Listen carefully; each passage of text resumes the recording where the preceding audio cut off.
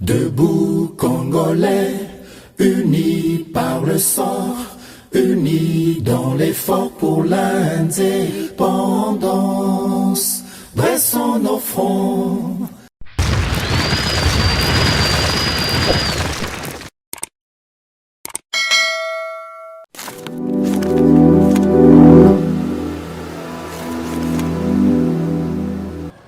Bandeko balandige comme télévision, on a fait bino matolo mingi pour la confiance au Sakabiso. Merci Nabino une fois de plus pour la fidélité au accord d'Agabiso pour la bino. Bassangouema et les Kakanakati, la République démocratique du Congo, de partout où vous nous suivez à travers le monde. Samba Olonga vous dit merci pour cette confiance et cette fidélité. Je profite de l'occasion pour remercier Papa Apôtre Gérard Kabea qui nous accorde l'opportunité de présenter cette émission sur les ondes de GCAM Télévision. Naïbi Keboza et à travers le monde. Vous autres, ça va la situation, nous comme la Rabino, Malam, tous arabes bilingues, parce que certains de nos frères, Malam ou Lingala, il y a l'autre sangisaka entre Lingala et français pour être motonio so quand même pour saisir Oyo et Zalu Itik na cadre Bassamoto Pesaka pour la République démocratique du Congo et pas Yozwami, Tombola, Bendele, émission ici pour Kobanda. Avec tous les sérieux possibles, na importance autour à la bino batubonima, en y a l'information oyo. Encore une fois de plus, je vous souhaite le bienvenu sur cette chaîne. Si vous n'êtes pas encore abonné, je profite de l'occasion pour vous demander de vous abonner pour appartenir désormais à la famille Debout Congolais. Information na yeli bino sikasikawa ezali pour concerner mituna o ezali ko mituna na kanti mituna ezali mingi biano tozulango na kati ya émission oyo coopération militaire ya RDC na États-Unis d'Amérique to mona di Congo représentant ya Russie na ministre de la Défense de la République démocratique du Congo basila ki Congo okutana pour la makambo etali armement ya FARDC topé na formation. Selon Russie, Bango Bazali disponible na demande ya RDC, singeli na RDC Koloba, type nini ya mando qui est à Lingi, et Balingi est salé dans la forme nini pour Bango ba accomplir demande wala. Mituna bato Bazali ko mituna, est-ce que Potengami ya République démocratique du Congo sous le leadership ya Félix Tshisekedi pour na okende koluka bibondeli la FARDC auprès à Russie et qu'on détériorer la relation de partenariat qui exister entre États-Unis d'Amérique et la République démocratique du Congo. Les années mituna yo kozali ko mituna biano to komeka ko yanola na kati ya émission oyo. Et puis toujours dans le cadre wana ministre ya défense de la République démocratique du Congo Gilbert Kabanga yé à cela qui compte que RDC est dans position il y a non alignement. Quand on par non alignement dans le contexte il y a crise de l'eau ils opposé États-Unis na Russie par rapport à la crise il y a situation ils allaient pour les Ukraine ajustement il y a Russie Africains et belé basé position il y a non alignement pour s'aligner que ça soit dans le bloc occidental pour s'aligner pété que ça soit dans Russie pour collaborer dans notre socio qui va intérêt dans bango et c'est dans bango basala yango par rapport à la République démocratique du Congo RDC pays singulier pays stratégique pays le plus convoiteux du monde. Est-ce que cela serait possible que la RDC ait des relations libres avec la Fédération de Russie? On a pesali et à notre groupe ça n'a qu'à y émission oyo. Est-ce que c'est facile pour Félix Tshisekedi il y a pour ça l'exercice oyo? Est-ce que l'exercice oyo comme la biso Congo bitumbate? Est-ce que l'exercice oyo et comme ma Congo na kimia? Est-ce que ils allaient péter chantage de la part du président Félix Tshisekedi pour pousser les partenaires américains à réaliser la promesse Nabango.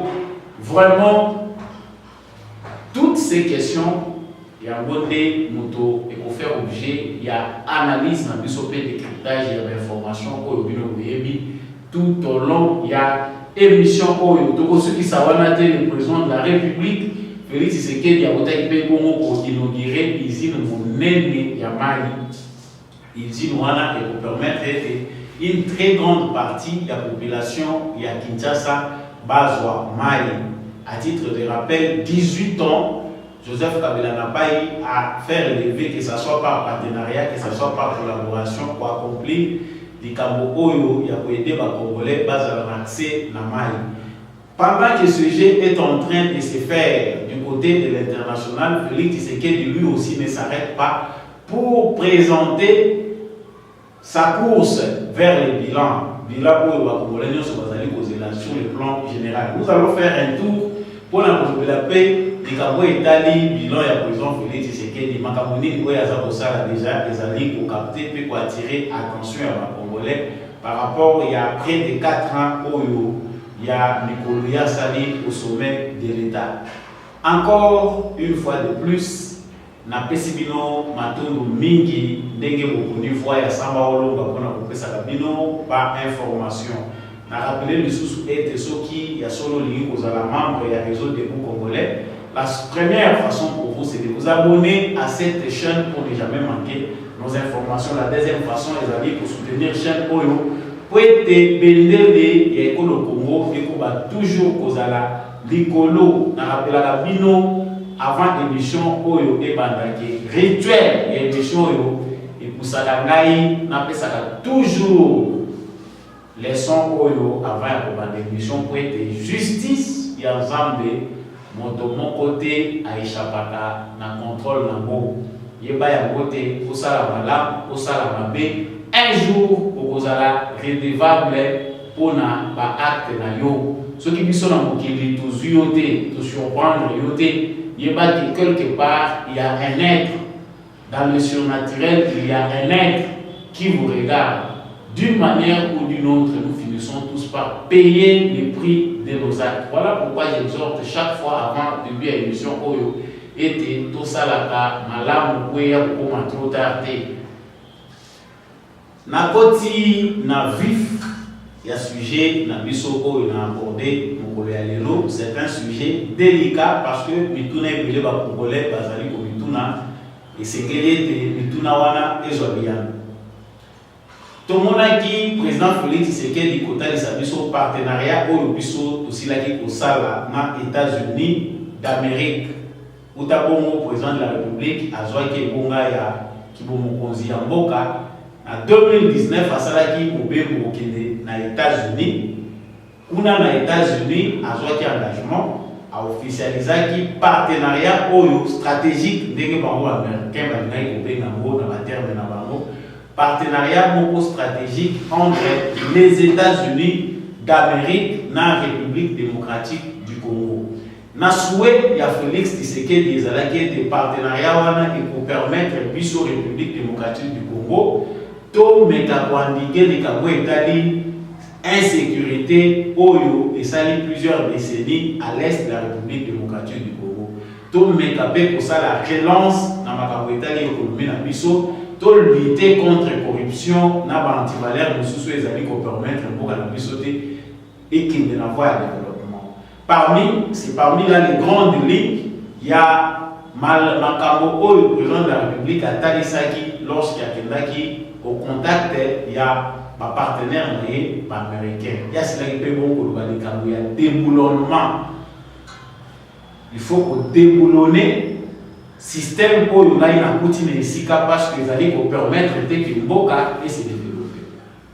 Tant que nous avons les partenariat, c'est-à-dire les partenaires nous sommes azali l'eau et ça pas partenaire nous parler intérêt azali na katikati wa. C'est-à-dire o yazo gagner, o pe yazo gagner. Yango ne engagement tout le monde na kati ya partenariat.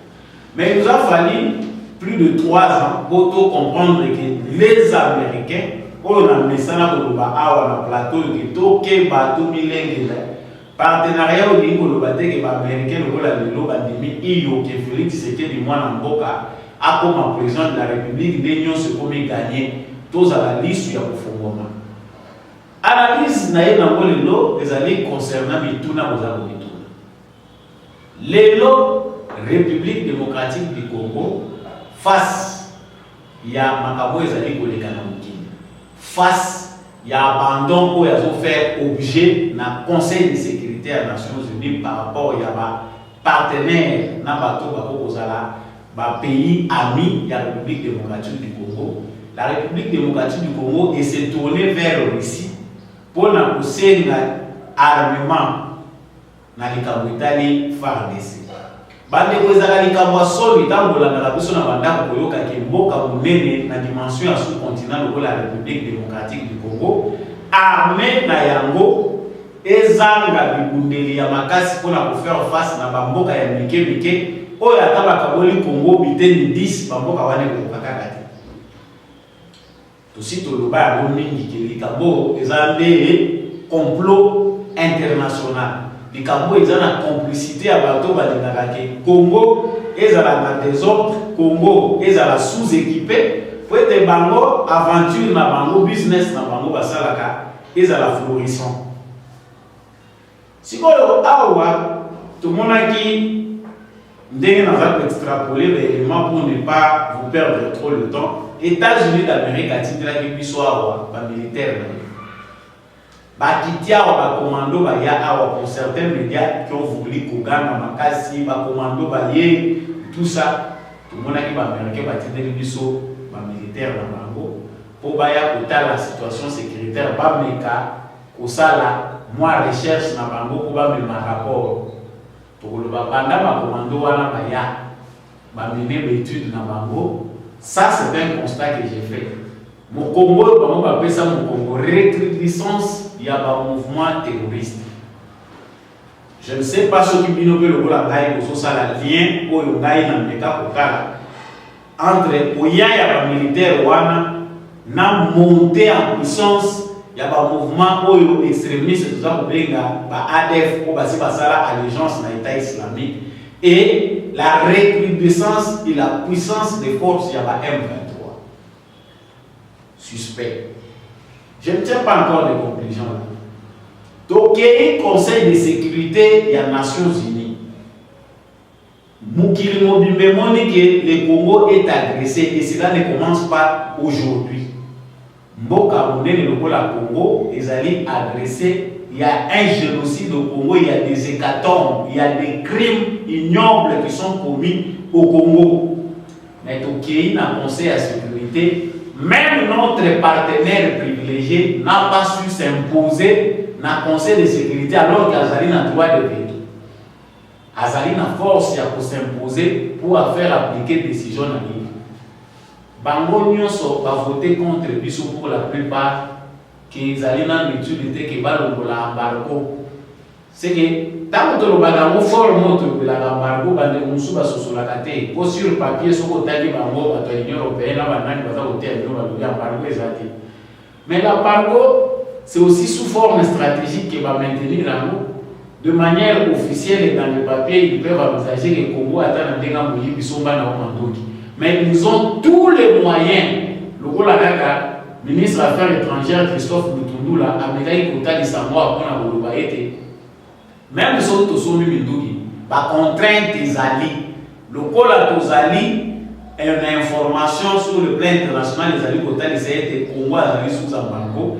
La société où il faut même la mission mando qui est allé pour priver du transport. Il a clashé quelque chose d'important. Où il faut faire face à nous, il a dit la vérité aux Américains.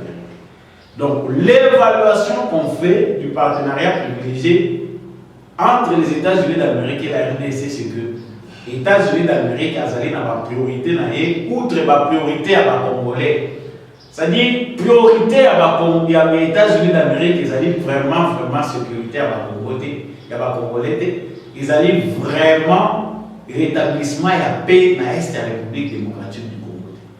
Mais dans une telle situation, qui n'est pas la première, où vous allez pour un chef de l'État face aux relations avec les États-Unis se pose des questions. Félix Tshisekedi est dans une situation extrêmement difficile, dans un pays plus convoité. Toutes les puissances du monde veulent avoir la même mise dans Makambo et Zali Congo, veut avoir sa part de gâteau. Nasi Nathalie Sabino Awa, comment dès Genèse, il y a État Oyo. Quand on a créé le premier État indépendant, la conférence de Berlin, l'État indépendant du Congo. Nous étions dans les consciences. Nos ancêtres ne savaient pas qu'il y avait un État qui venait de naître. Mais déjà par définition, de manière politique, les États participants à cette conférence-là ont voulu que le pays Congo soit un État gâteau pour tout le monde. C'est-à-dire, il y a le rôle à Tundimi ou à Cordéo, et Belé à Zamboyo, Tikela Biso paye, possibilité, Biso Teur au Sala Kaba affaire, Biso Nakati, Mutuna Mutu, yo facilité Biso Sala Banzela, créer la voie d'accès pour Biso Peto Sala Kaba commerce. Chose étonnante, ils ont dit que la même philosophie, jusqu'aujourd'hui, il y a beaucoup de années pour régir dans le tout, il y a pas tout. Oyo, va succéder, va tata na bango, va y aller dans la soloane. Donc, les Congo pour eux demeurent encore une colonie internationale. C'est-à-dire, les États-Unis, nous avons fait le Congo, le Congo, puis ça fait France, puis ça Belgique, puis ça banane. Ces monstres-là, par esprit wana, il y a des parts, ils allaient couranter par le titre.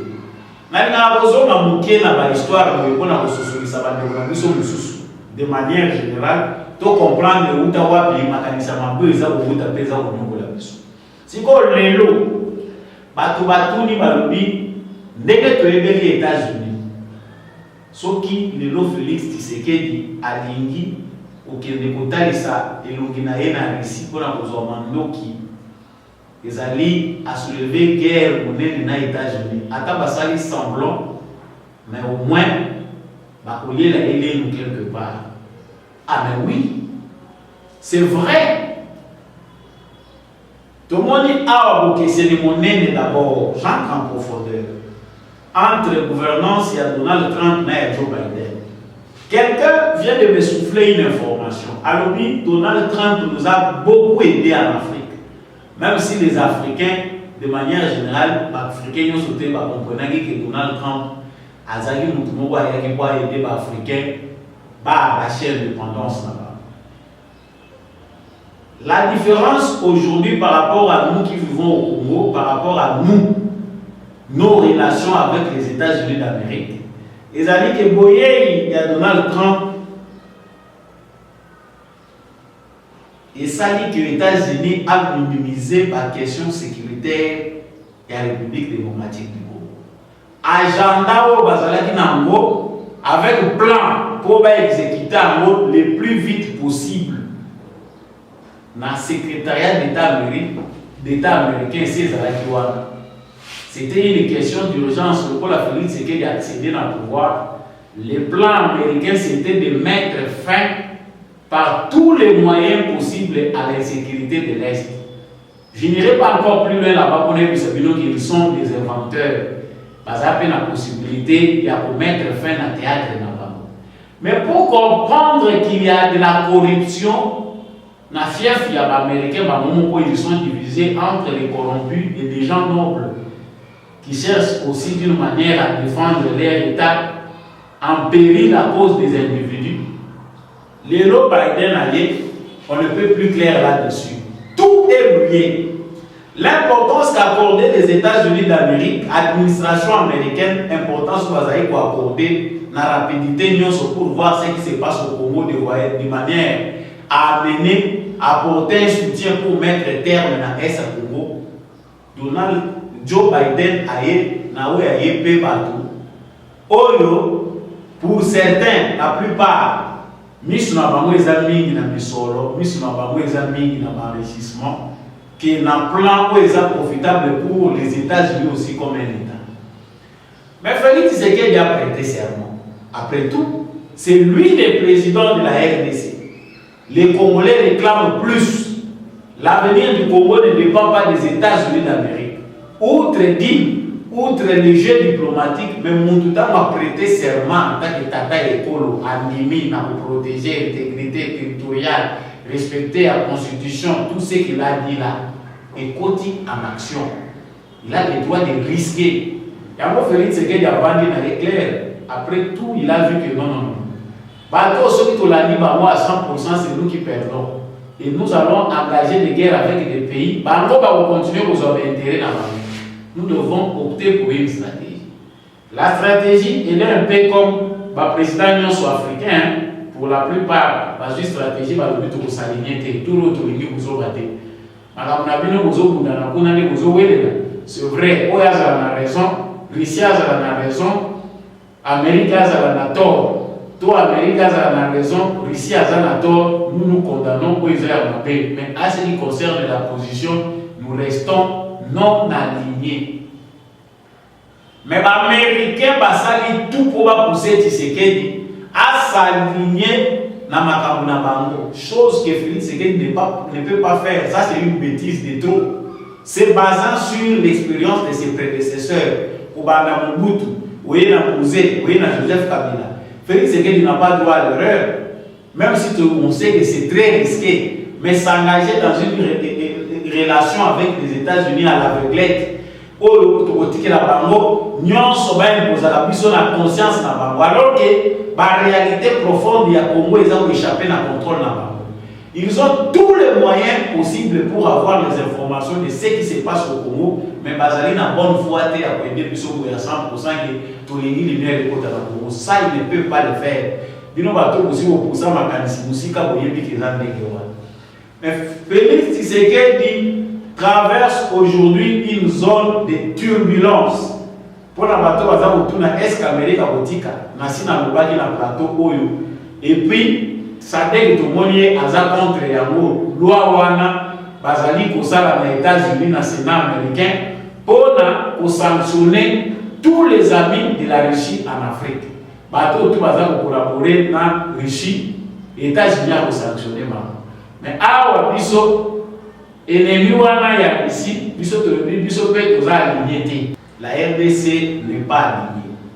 C'est que déjà ça a déjà mis à le panaïe. En tout cas, c'est un message surtout pour le bateau Bazali vraiment bien concerné, ce sont les Américains. Biso RDC tous alignés dans le conflit. Le message est clair. C'est-à-dire biso tous alliés pour développement de biso Moko. Nous avons besoin d'équipement, nous avons besoin de formation. Réussi par le but, en tout cas, demande na bino RDC, oui, vous savez, c'est clair. Boba, bolingi mini, genre ya mandoki ndeni bino bolingi. Bolingi bachar, bolingi bavion wana eke na la soki ekeli, bombardé par rapport na Rwanda, bolingi ke batunyo so basili kuna ube bolingi mini. Bolingi Satan de ube bolingi soki ndeni. C'est clair là-dessus. Parce que Poutine, pour lui, dans sa philosophie, on collabore. Je prends ce que je veux, toi aussi tu prends ce que tu veux.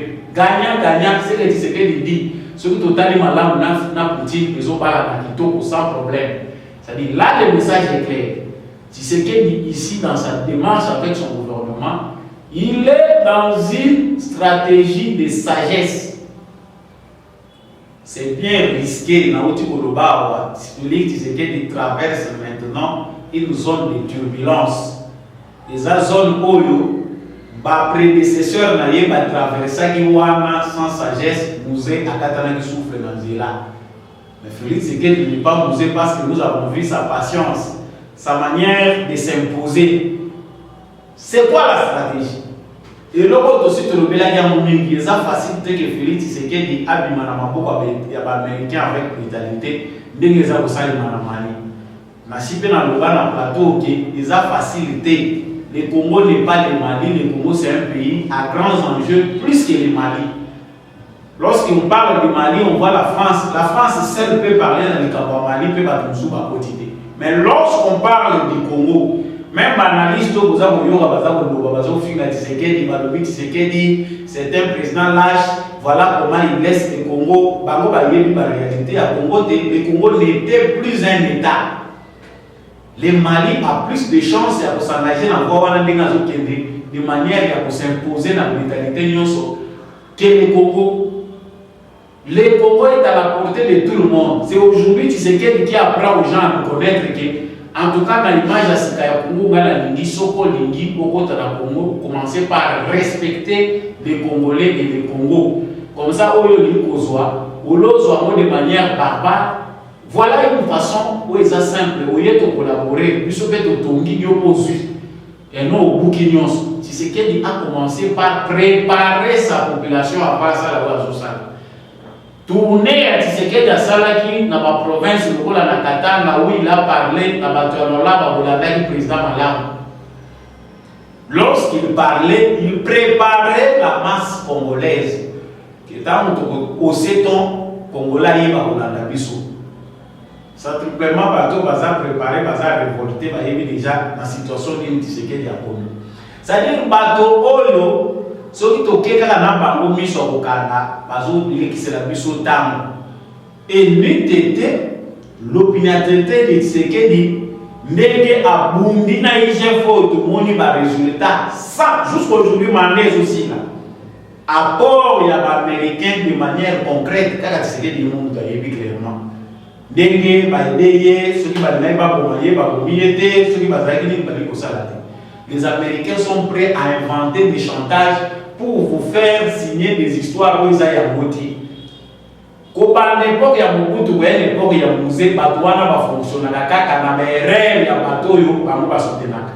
Ça dit ceux qui va permettre yo aux au pouvoir et ils te soutiennent, ils veulent que tu commettes plus de erreurs. Si on commettre des erreurs et pelé, bango va profiter de l'erreur wana yango ne te kokuluwe yo à la fin. Ou bien wana bango va se servir. Mais ici c'est qu'on loue, là il faut jeter des éloges des amis. Façon au président Félix Tshisekedi aza komemela makambo to landi banalise ya bato ebele bato baza koloba non tokende na biso na réussite awa c'est clair le Congo dit clairement toza cloué te soki tolandi bapropos wana malamu toza condamné te tozala kaka derrière tel ou tel. Et lorsque le président Félix Tshisekedi avait rencontré Poutine, moni Poutine alouaki sagesse à Félix Tshisekedi makasi. Félix Tshisekedi n'a pas cherché à marcher les mots, il lui a dit notre priorité c'est le développement. La guerre n'a pas la puissance de l'Igbo, mais la puissance nous voulons le développement. Mais pourquoi démarche au Congo on nous permet à Russie? États-Unis a ça qui a monté. Ah, l'Amérique est en otage par des aventuriers, par des familles riches. Ça dit ceux qui par des décisions, on va abandonner des lieux par rapport. Donc, ma famille, ma famille, gêner ma décision de se poser du Congo. Alors, biso to continuer de faire bêtement parce que il y a des gens qui veulent décider non, absolument pas. C'est là où les serments présidentiels comptent. Monsieur le président de la République avait prêté serment pour sécuriser les Congolais. Ce qui est aussi mbatté et pas américain, nous devons préparer, mettre en œuvre toutes les stratégies possibles pour éviter que Bisoto Balaka pour subir des Bamakabuya Mabe Batouana Bazana Kassa pour planifier. C'est vrai, le monde bouge. Makambo Oyo réussit à Zosala dans l'Ukraine.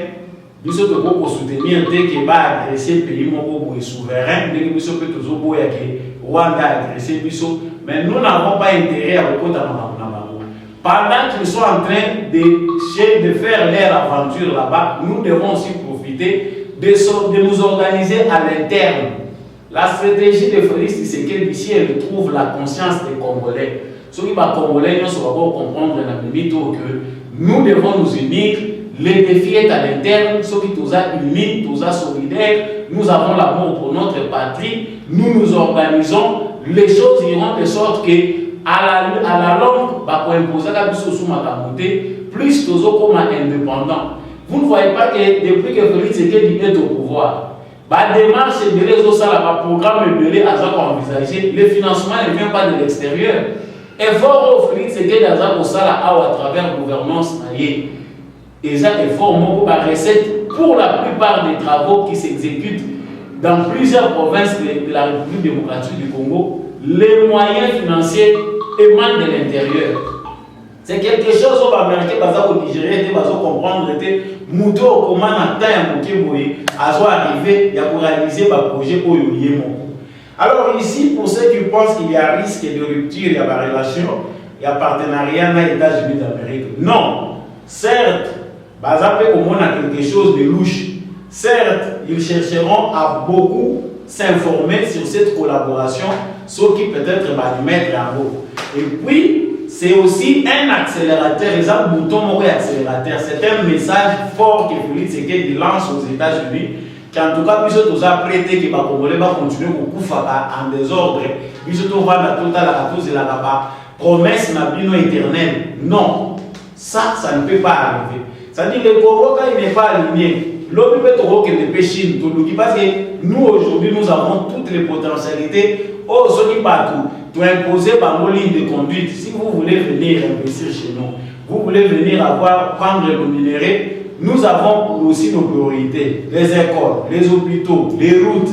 Nous avons besoin que ma condition à notre pays changer. Vous prenez, nous aussi on s'organise pour quitter dans ma cambo. Jusque-là, ils ont constitué par défi pour la puissance. Ils ont un langage simple. Mais quand on a lobby Awa, bateau bazali pour diriger les États-Unis d'Amérique, ils sont dans une aventure mondiale. Il y a des satanistes dans Air Union.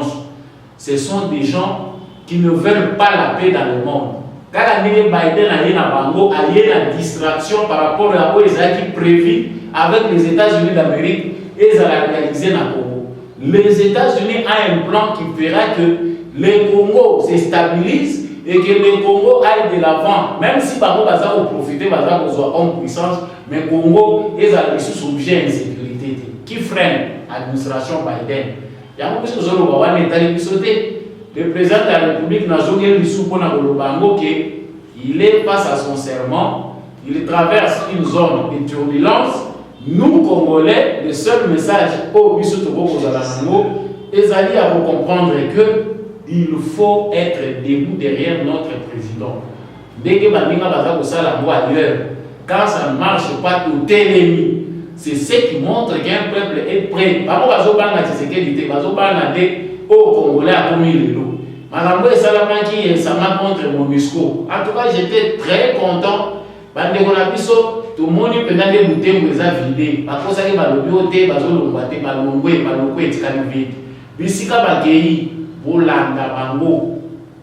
jusqu'à leur départ, ne dormez pas tranquillement chez vous. Il faut que les Congolais se mobilisent. Parce qu'une fois que les mafieux ne dorment pas. Pas malfaiteurs,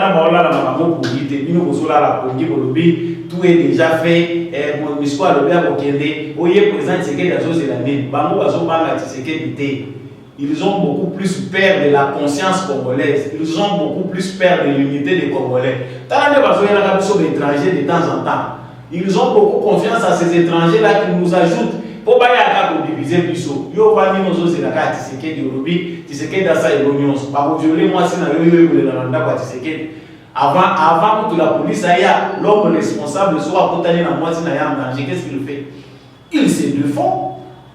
Il se défend, légitime défense. Bino Kovani le président. Le président déjà, où ils ont un risque. Ce sont des risques. Par exemple, le bio non, ils ont dit chantage. Bouton sur l'accélérateur. Que les États-Unis prouvent son partenariat, ils nous ont prêté. Ici, on a le lobby, là, on a prêt. Nous sommes prêts à couper sa bilan. J'avais dit que nous allons conclure dans ma réalisation pour le président de la République. Le président de la République a réalisé et il n'a perçu. Fini donc le calvaire pour cette population habituée à s'abreuver à l'eau impropre des rivières et des sources non aménagées. La joie était à son comble. Les bénéficiaires n'ont pas tari d'éloges à l'endroit du pourvoyeur en chef de cette denrée vitale.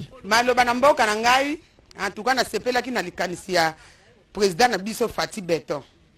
Na sepelaki na likanisa ye ko pesa biso zine na kati ya mboka na biso lemba imbu. Ko ngai pe na tala ke lokola président pesi biso ezina munene boy na kati pesi valeur na mboka na biso. Ngana ko vanda ka bongo te. Na binga funa ke ndoko tia mesa na ngai malewa bato bazo sala ezine bazo makasi balia après bazo makasi ko kende ko sala musala po musale mona na po eza lokumu na biso. papa Fati Beton aoumela po uta to botama to monaka te bakonzi baleka to mesana eka komema mai na mutu oza obligé biso to teka fo 4-3-0 ke luka mai po bongisa misala fo so bana misala po bate okela koka mai mais pour le moment toza na facilité donc ata malewa ezaka nzunga mukie po na misala o to koma na banzunga minene eloko moko nde na koloba ki mantsaka ba jumai ba temai na commune abiso maintenant to jumai te. Cependant, le quartier Lemba Imbu, jadis coin urbano-rural, ne sera pas directement desservi à partir de cette usine, construite pourtant à domicile, pour cause l'absence d'un réseau et le manque d'installation de la tuyauterie pouvant ramener l'eau dans les ménages. Mais la Régie des eaux rassure que le projet existe et sera exécuté bientôt. Et pour pallier à cette pénurie, la Régie des eaux a installé des bornes fontaines pour permettre à ces nombreuses familles d'avoir régulièrement de l'eau potable gratuitement. Il est prévu à ce qu'on réalise encore 5 bornes fontaines dans cette contrée ici, quand bien même au début des travaux de l'usine de Lemba Imbu, il n'y avait pas une telle agglomération. C'est-à-dire l'usine, pendant qu'on réalisait l'usine, la cité s'agrandit.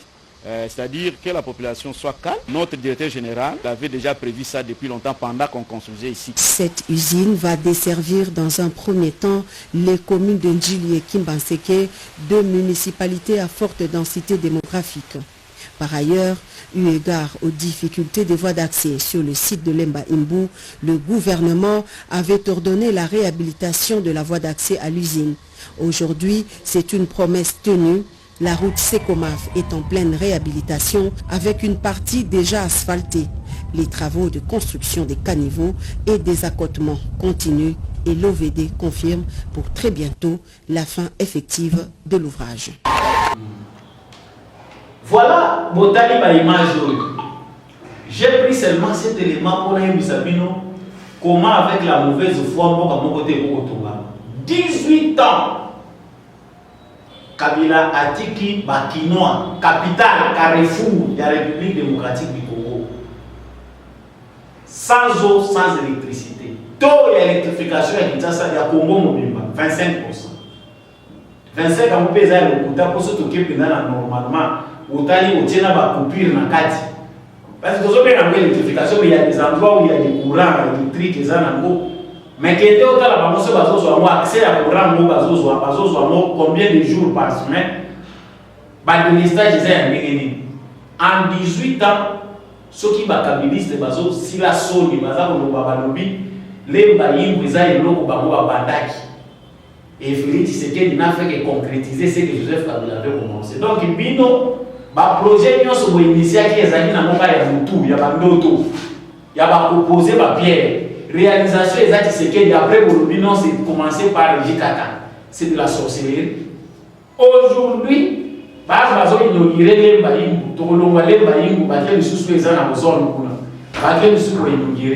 on comprend quelqu'un qui a la vision, même ceux qui va moyen, il va de l'avant.